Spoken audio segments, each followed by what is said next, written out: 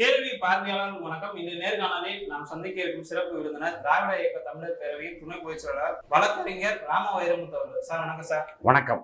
உதயநிதி ஸ்டாலின் அவர்கள் துணை முதல்வராக இருக்காங்க. தமிழ்நாடை தாண்டி இந்தியா முழு சர்ச்சையா இருக்கு. குறிப்பா சனாதன கருத்தை பற்றி உதயநிதி பேசின பேச்சுல இருந்து சனாதனவாதிகள் தமிழ்நாட்டினுடைய துணை முதல்வராக என்ற மாதிரியான ஒரு கருத்து இருக்குது. உதயநிதியினுடைய துணை முதல்வர் பதவியை நீங்க எப்படி சார் பாக்குறீங்க? உதயநிதி அவர்களுடைய துணை முதல்வராக அவர் பொறுப்பேற்றிருப்பதை திராவிட இயக்கத்தை சேர்ந்த அத்துணை பேருமே இது மிக தாமதம் அப்படின்னு தான் நினச்சிக்கிட்டு இருக்காங்க. இது எப்போது நடக்கும் அப்படின்னு தான் எல்லாருமே அவளோடு எதிர்பார்த்து கொண்டிருந்தார்கள்.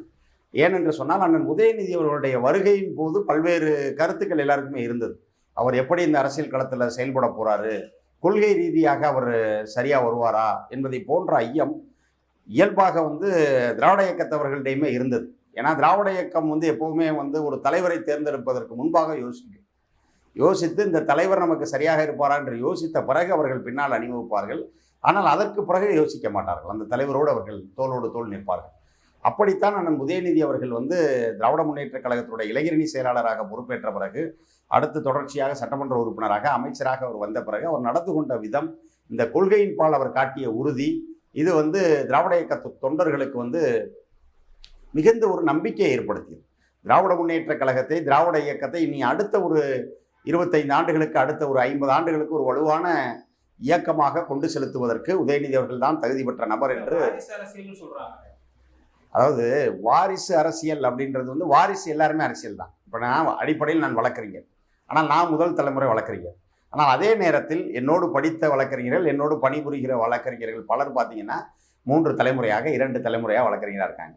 நீங்கள் உச்சநீதிமன்ற நீதிபதிகள் எடுத்துக்கங்க. உச்சநீதிமன்ற நீதிபதிகளில் 2 தலைமுறை 3 தலைமுறை நீதிபதிகள் இருக்காங்க. மருத்துவர்கள் எடுத்துக்கங்க.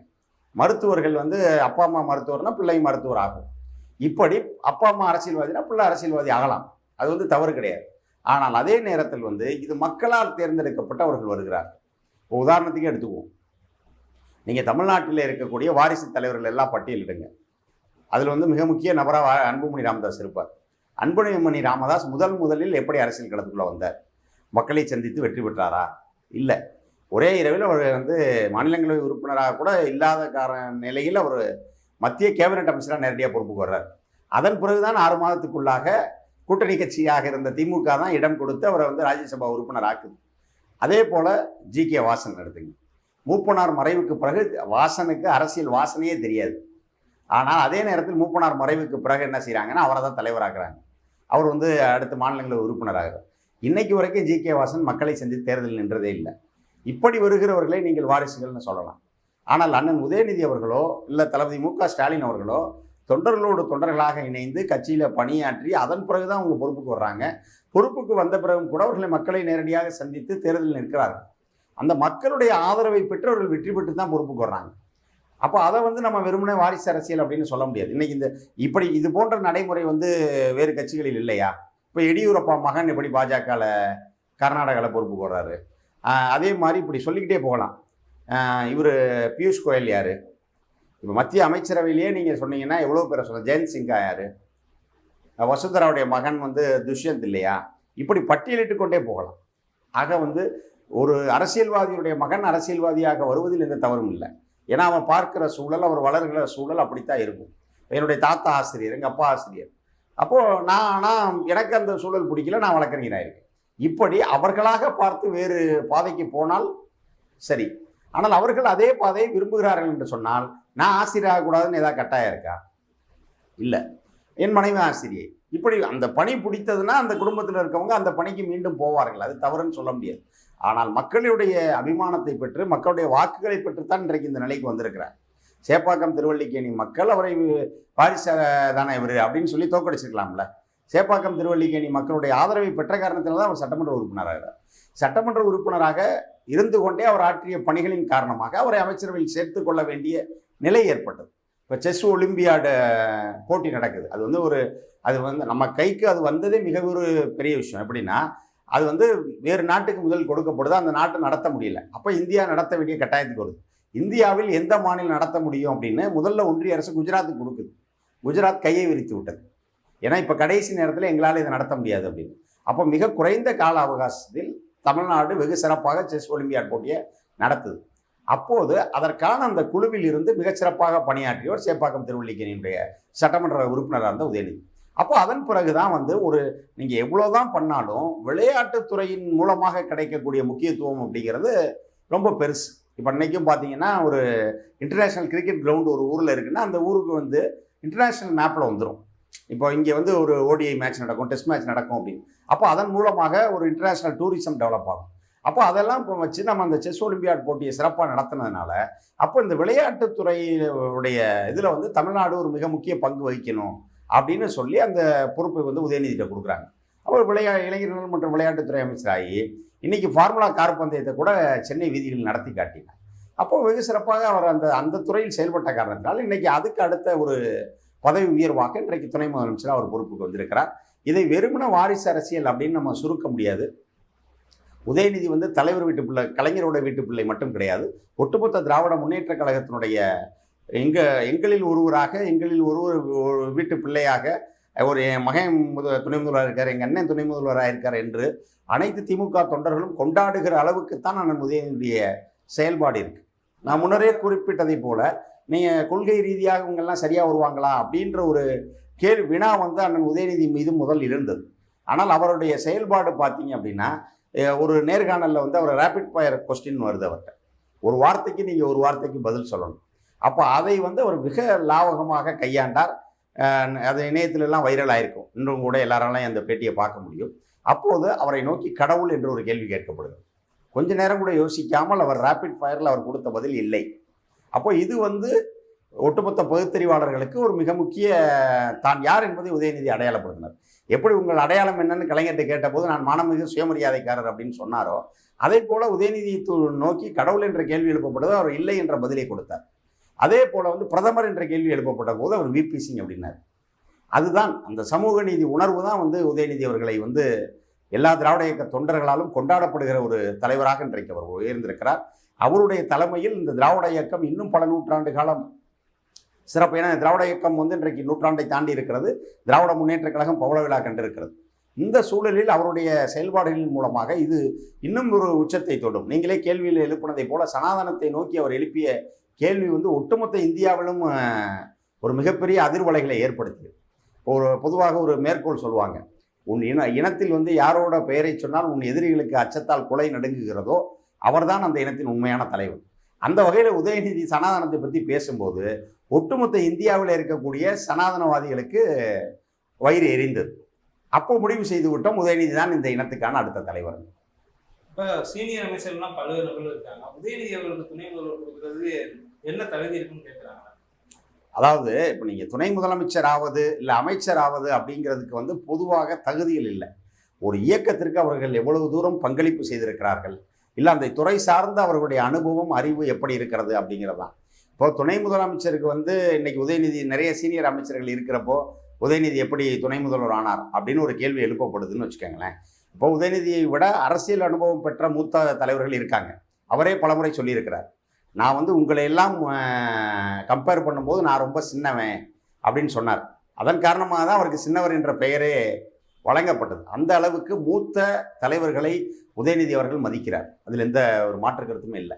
அதே போல் பார்த்தீங்கன்னா நீங்கள் பொதுவாக சொல்லுவாங்க, தலைவர் கலைஞரை வந்து ஒரு நிகழ்ச்சி கூப்பிடணும், ஒரு ஊருக்கு அவர்கிட்ட போய் ஒரு தேதி கேட்குறீங்கன்னா அவருடைய அந்த சுற்றுப்பயணத்தில் ஒரு இடத்துல கொடியேற்றுற மாதிரி ஒரு நிகழ்வு இருந்தால் உடனடியாக கேட்குற தேதியை கொடுத்துருவார். இப்போ நீங்கள் போய் ஒரு திருமணத்துக்கு தேதி கேட்குறீங்க, ஒரு பொதுக்கூட்டத்துக்கு தேதி கேட்குறீங்கன்னா அந்த பொதுக்கூட்டத்துக்கு முன்னாடி போகிற வழியில் இப்போ காலவாசலில் ஒரு பொதுக்கூட்டம்னா வர்றவழியில் அரசடியில் ஒரு கொடியை ஏற்றணும்னா ரெண்டையும் சேர்த்து சொல்லும்போது கொடியேற்றும் நிகழ்ச்சி இருந்தாலே தலைவர் தேதி கொடுத்துருவார். அது தலைவர் கலைஞரை பற்றிய ஒரு ஒப்பீடு. அந்த வகையில் அண்ணன் உதயநிதி அவர்களிடம் நீங்கள் தேதி கேட்குறோம், ஒரு மாவட்ட நிகழ்ச்சி கூப்பிட்றீங்கன்னா அப்போது பார்த்தீங்கன்னா அவர் வந்து அவர்கிட்ட தேதி கேட்பதற்கு அவரை மிகவும் விரும்புகிற ஒரு நிகழ்ச்சி என்ன அப்படின்னா திராவிட முன்னேற்ற கழக மூத்த முன்னோடிகளுக்கு பொற்கிழி வழங்குகிற நிகழ்ச்சி. அவர் இளைஞரணி செயலாளராக பொறுப்பேற்ற உடனே அனைத்து திமுக செயல்படுகிற அனைத்து 72 அமைப்பு மாவட்டங்களுக்கும் போய் அங்கே உள்ள திமுகவினுடைய மூத்த முன்னோடிகளுக்கு பொற்கிழி வழங்கினார். இந்த பொற்கிழி வழங்குகிற நிகழ்ச்சியை ஒன்று வச்சிட்டிங்கனாலே அவர் உதயநிதி தேதி கொடுத்துருவார் அப்படிங்கிற ஒரு கருத்து தான் இப்போது இருக்கிறது. அந்த வகையில் வந்து மூத்த முன்னோடிகளை மதிக்கிறவர் தான் உதயநிதி. இந்த கேள்வி இதை யார் சொல்கிறாங்க அப்படின்னு பார்த்தீங்கன்னா அவர்களுடைய வயிற்றெரிச்சலில் பொறுமலுக்கு தான் இதை சொல்கிறாங்க. இப்போ ஒன்றும் இல்லை, நீங்கள் சிம்பிளாக எடுத்துங்களேன். அம்மையார் ஜெயலலிதா எப்படி அரசியலுக்குள்ள வந்தாங்க? எம்ஜிஆர் மறைவின் போது அவருடைய எம்ஜிஆருடைய துணைவியாராக இருந்த ஜானகி சில காலம் அமைச்சராக இருந்தார். அது கூட அவர் வந்து எம்ஜிஆருடைய மனைவின்னு வச்சுக்கலாம். அதுவே நீங்கள் வாரிசு தான். அம்மையார் ஜெயலலிதா எப்படி வந்தாங்க அரசியலுக்குள்ள? எம்ஜிஆருடன் நடித்தவர் என்கிற ஒரே கருத்தின் அடிப்படையில் அவரை பொறுப்புக்கு வந்தார். அவர் பொறுப்புக்கு வரும்போது வேறு சீனியர் இல்லையா? நெடுஞ்செழியன் யார், எஸ்டி சோமசுந்தரம் யார், இப்படி எண்ணற்றவர் வந்து இருந்தாங்க. ஆனாலும் ஜெயலலிதா தான் தலைவராக்கப்பட்டார். அடுத்து ஜெயலலிதா சிறைக்கு போகிற சூழல் வருது. அப்போது வந்து பார்த்தீங்கன்னா அவருடைய அந்த அமைச்சரவையில் எம்ஜிஆர் அமைச்சரவையில் பொறுப்பு வைத்த பொன்னையன் இருக்கார், எம்ஜிஆர் அமைச்சரவையில் பொறுப்பு வைத்த காளிமுத்து வந்து சபாநாயகராக இருக்கிறார். இப்படியெல்லாம் இருந்த போதும் கூட முதல் முறை எம்எல்ஏவாக ஆன பன்னீர்செல்வத்தை தான் வந்து முதல்வர் ஆக்கிட்டு அவங்க ஜெயிலுக்கு போனாங்க. அப்போ யாரும் இந்த சீனியாரிட்டி பற்றி கேட்கலையே. அதே போல் எடப்பாடியார், இப்போ அம்மையார் ஜெயலலிதா மறைவு யாருன்றதை தேர்ந்தெடுக்கணும். ஜெயலலிதாவுடைய தோழியாக இருந்தவர் என்ற ஒரே காரணத்திற்காக சசிகலாவின் கையில் கட்சி இருக்கிறது. அதெல்லாம் வாரிசு அரசியல் இல்லையா? அப்போ சசிகலாவால் முன்னிறுத்தப்படுகிற நபர் தான் எடப்பாடி. அப்போ எடப்பாடியை விட அதிகமாக சீனியாரிட்டி உள்ளவங்க அதே அமைச்சரவையில் இல்லையா? மதுசூதனன் இருந்தார், இப்படி எத்தனையோ பேர் வந்து அப்போது இருந்தார்கள். அவர்களெல்லாம் வந்து நீங்கள் முதலமைச்சர் ஆக்கியிருக்கலாம்ல. இப்போ செங்கோட்டையன் வந்து பார்த்தீங்கன்னா அந்த பகுதியில் எடப்பாடியை விட சீனியர் எடப்பாடியை வந்து எம்ஜிஆரிடம் போன்றவர்களிடம் அறிமுகப்படுத்தியவர் செங்கோட்டையன். ஆனால் செங்கோட்டையன் அந்த அமைச்சரவையில் வெறும் அமைச்சர் தான், ஆனால் எடப்பாடி முதலமைச்சர். ஆக இது வந்து பார்த்தீங்கன்னா எதற்காக அப்படின்னா மக்களை வசீகரிக்கக்கூடிய தலைமை வேணும். ஒரு தலைமை வந்து எல்லோரும் சிறப்பாக செயல்படலாம், ஆனால் அந்த தலைமைத்துவ பண்பு அப்படிங்கிறது வந்து எல்லோரிடமும் இருக்காது. நான் வந்து ஒரு இண்டிவிஜுவலாக நான் ஒரு நல்ல ஒரு பெர்ஃபார்மராக இருக்கலாம், ஆனால் லீடர்ஷிப் குவாலிட்டி என்கிட்ட இருந்தால் மட்டும்தான் நான் அனைவரையும் அரவணைத்து செல்ல முடியும். அதே போல் அரசியலை பொறுத்தளவு அவர்கள் வந்து மக்களை ஈர்க்க வேண்டும், மக்களிடமிருந்து வாக்குகளை பெற வேண்டும். அப்போ அந்த தன்மை இருக்கக்கூடிய தலைவர்களைத்தான் அவர்கள் வந்து கட்சியினுடைய தலைவராக இல்லை கட்சியினுடைய அடுத்த தலைவராக அந்த மாதிரி அவங்க கொண்டு வருவாங்க. அந்த கருத்தின் அடிப்படையில் தான் அண்ணன் உதயநிதி அவர்கள் திராவிட முன்னேற்ற கழகத்திலே இருக்கக்கூடிய அனைத்து மூத்த அமைச்சர்களுடைய ஆதரவோடு அரவணைப்போடு அவர்களுடைய ஒப்புதலோடு தான் அவர் துணை முதல்வராக இருக்கார். அவர் துணை முதல்வர் ஆயிட்டாருங்கிறதுக்காக திராவிட முன்னேற்ற கழகம் மற்ற மூத்த அமைச்சர்களை ஓரம் கட்டிடுச்சு, அவங்களை மதிக்கவில்லை என்றெல்லாம் அர்த்தம் இல்லை. இப்போ இன்றைக்கி இவர் துணை முதல்வர் ஆயிட்டேன்றதுனால நாளையிலிருந்து எல்லாருக்கும் உத்தரவு போட போகிறதில்லை. எப்போதுமே அண்ணன் உதயநிதி அவர்கள் வந்து அனைவரோடும் இயல்பாக பேசுபவர், பண்போடு அவர்களுடைய ஆலோசனைகளையும் கேட்டு பெற்றுத்தான் எந்த செயலையும் செய்வார். அதனால் வந்து இது எந்த வகையிலும் மூத்த அமைச்சர்களுக்கு ஒரு தர்ம சங்கடத்தையோ இல்லை மூத்த அமைச்சர்களுக்கு வந்து ஒரு வருத்தத்தையோ ஏற்படுத்தாது. இது ஒரு புறம் இருக்கு. இன்னொரு புறம் வந்து அண்ணாமலை அவர்கள் வந்து தீவிர அரசியல் ஈடுபடுறாரு, விஜய் அவர்கள் வந்து தீவிர அரசியலில் ஈடுபட போறாரு, முதல்வர் அவர்களுக்கு பயம் வந்துருச்சு, அதனால உதயநிதி இப்பயே மக்கள் மத்தியில் வந்து பிரபலமாக்குறதுக்காக துணை முதல்வர் கொடுத்தாங்கன்னு ஒரு கருத்து வருது. அதாவது ஒரு பழமொழி சொல்லுவாங்க, அது எது நடந்தாலும் என்னால் தான் இல்லை இதுக்கு தான் அதுக்கு தான் வந்து 1000 பேர் 1000 சொல்லலாமே தவிர திராவிட முன்னேற்ற கழகம் இந்த முடிவை எதற்காக எடுத்தது அப்படின்னா திராவிட முன்னேற்ற கழகத்துடைய பவள விழா நடந்து முடிந்திருக்கிறது. அப்போது ஒரு 75 ஆண்டு காலத்தை ஒரு இயக்கம் நிறைவு செய்திருக்கிறது. ஒரு 4 தலைவர்களுடைய தலைமையில் இதுவரை இந்த இயக்கம் வந்து 3 தலைவர்களுடைய தலைமையில் இந்த இயக்கம் இதுவரை அந்த 75 ஆண்டுகளில் பயணித்திருக்கிறது. 1949 இயக்கம் தொடங்கி 69 வரைக்கும் வந்து பேரறிஞர் அண்ணா இருந்தார். 69லேருந்து 2018 வரைக்கும் ஏறத்தாழ ஒரு 50 ஆண்டுகளுக்கு மேலாக அதனுடைய தலைவர் கலைஞர் இருந்தார். அவர் இருந்த காலத்திலேயே இப்போ எப்படி அண்ணா காலத்திலேயே கலைஞர் அவர்கள் வளர்த்து எடுக்கப்பட்டார், அதே போல் கலைஞர் காலத்திலேயே தளபதி அவர்கள் வளர்ந்தார். அப்போ தான் அடுத்தடுத்த காலகட்டத்தில் இவங்க இதே இதில் வந்து போக முடியும். அப்போ அந்த வகையில் வந்து தளபதி ஸ்டாலின் அவர்கள் வந்து இப்போதே உதயநிதி அவர்களிடம் பொறுப்புகளை கொடுக்கும் காரணமாக அவர் வந்து செயல்பட விட முடியும். அவருடைய செயல்பாட்டில் சில மாற்றங்கள் செய்யணும்னா கூட இவர் உடனிருந்து அந்த மாற்றங்களை வந்து செய்வதற்கு தோதாக இருக்கும். இன்னொன்று வந்து இன்றைக்கு வந்து அடுத்த கட்டத்திற்கு இளைஞர்களை ஈர்க்கக்கூடிய ஒரு தலைமை வந்து அவசியமாகிறது. ஏன்னா நீங்கள் குறிப்பிட்டதை போல இவர்களுக்கெல்லாம் பயந்து என்றல்ல, இவர்களிடமிருந்து இளைஞர்களை இப்போ காப்பாற்ற வேண்டும். திமுகவை காப்பாற்றணும் அவசியம் இல்லை. இன்றைக்கு வந்து ஏதோ ஒரு சில பேர் வந்து ஒரு திரை பிம்பத்தை காட்டியோ இல்லை வேறு எதையோ காட்டி இன்றைக்கு நம்முடைய இளைஞர்களுடைய வாக்குகளை வந்து இன்றைக்கு கபலீகரம் செய்து கொண்டிருக்கார். அதாவது ஒரு என்றைக்குமே வந்து ஒரு சித்தாந்தத்தை ஒரு கொள்கையை வந்து இளைஞர்கள் ஏற்று வந்தார்கள்னா அப்போது தான் அந்த இயக்கம் நிற்கும், அந்த கொள்கை நிற்கும், அந்த இளைஞர்களும் அதன் மூலமாக வாழ்வு பெறுவார். அதை விடுத்து ஒரு தனி மனித ஹீரோ இமேஜ் இப்போ வந்து ஒன்றும் இல்லை. 1949 திராவிட முன்னேற்ற கழகம் தொடங்கிய காலத்தில் திராவிட முன்னேற்ற கழகமே வந்து ஒரு இளைஞர் பட்டாளம் தான். கலைஞருக்கு வந்து பார்த்தீங்கன்னா அப்போ வந்து கட்சி தொடங்கும் போது கலைஞரோட வயசு 25 தான், அண்ணாவோட வயசு பார்த்தீங்கன்னா 40. அண்ணாவை விட மீதி எல்லாருமே வயது குறைந்தவர்கள் தான். அப்போ 40க்கு கீழுள்ள வயதை கொண்டவர்களால் தொடங்கப்பட்ட இயக்கம் தான் திராவிட முன்னேற்ற கழகம். ஆனால் அதே நேரத்தில் வந்து இவர்கள் வந்து சித்தாந்தத்தை முன்வைத்தார்கள். அப்போ மாணவர்களும் இளைஞர்களும் இந்திய எதிர்ப்பு போராட்ட காலத்தில் திராவிட முன்னேற்ற கழகத்துக்கு பெரும் ஆதரவாக மாறினார்கள். அந்த கொள்கையை அவர்கள் வந்து முன்னெடுத்த காரணத்தினால் நாம் வெற்றி பெற முடிந்தது. ஆனால் அதற்கு அடுத்தடுத்த காலகட்டத்தில் என்ன நடந்ததுன்னா, இப்போ எம்ஜிஆர், ஜெயலலிதா போன்ற ஒரு வருகை வந்து தமிழ்நாட்டு அரசியல் எப்படி ஆக்கிடுச்சுன்னா, வெறும் ஒரு ஹீரோ இமேஜ் மாதிரி, ஒரு தனி மனித பிம்பத்தின் பின்னால் வந்து மக்கள் அணி திரள்வது. இப்போ நீங்கள் திமுகவும் அதிமுகவையும் நீங்கள் ஒப்பிட்டு பார்க்குறீங்கன்னா, ஒவ்வொரு தலைவருடைய மறைவுக்கு பிறகும் திராவிட முன்னேற்ற கழகம் உறுதியோடு அடுத்த தலைவரை முன்னெடுத்து போயிட்டே இருக்கும். ஆனால் அதிமுக ஒவ்வொரு தலைவரோட மறைவுக்கு பிறகும் சிதறும். அப்புறம் ஒரு நிறைய பிரச்சனைகள் நடந்து சமரசம் ஏற்படுத்தி தான் அவங்க மறுபடியும் ஒன்று சேருவாங்க. அது வந்து எம்ஜிஆர் மறைவின் போது அது நடந்தது. இப்போ ஜெயலலிதா மறைவின் போது இப்போது 4 பிளவாக இருக்குது.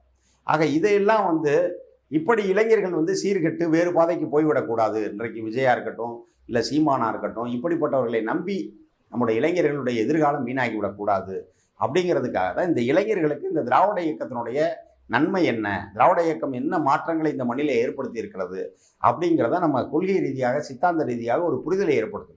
அப்படி புரிதலை ஏற்படுத்தும் போது ஒரு இளைஞர் அந்த இடத்துல இருந்தால் தான் அவங்க அதை நோக்கி முன் வருவார், அந்த இளைஞரை நோக்கி அவர்கள் வருவார்கள்.